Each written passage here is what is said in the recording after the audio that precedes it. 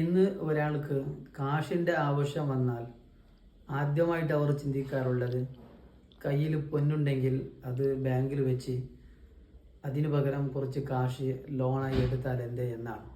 യഥാർത്ഥത്തിൽ ഈ ഒരു ചിന്ത പൈശാചികമാണ്. ഷൈത്വാനിൽ നിന്ന് ഉണ്ടാകുന്ന ചിന്തകളാണ് ഇത്തരത്തിലുള്ള ചിന്ത. എന്തുകൊണ്ട്?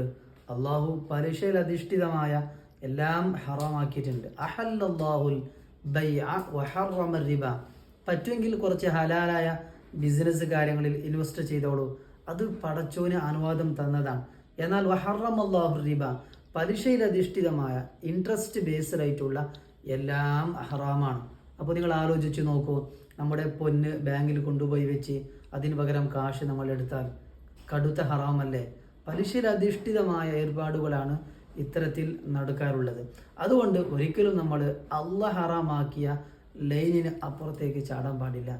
അതിൽ ബറക്കത്ത് ഉണ്ടാകില്ലെന്ന് മാത്രമല്ല, ജീവിതം തൊലഞ്ഞു പോകുമെന്നാണ് പടച്ചോന് തന്നെ പറഞ്ഞിട്ടുള്ളത്. യംഹഖുല്ലാഹു റിബ, അള്ളാഹു പലിശയിൽ അധിഷ്ഠിതമായ എല്ലാ ഏർപ്പാടുകളെ തകർത്ത് കളയുമെന്നാണ്. അതുകൊണ്ട് ഫ്യൂച്ചർ ലൈഫിൽ ദുഃഖിക്കാതിരിക്കണമെന്നുണ്ടെങ്കിൽ ഇസ്ലാം നിരോധിച്ച പലിശയിൽ അധിഷ്ഠിതമായ ഏർപ്പാടുകളിൽ നിന്ന് മാറി നിൽക്കുക.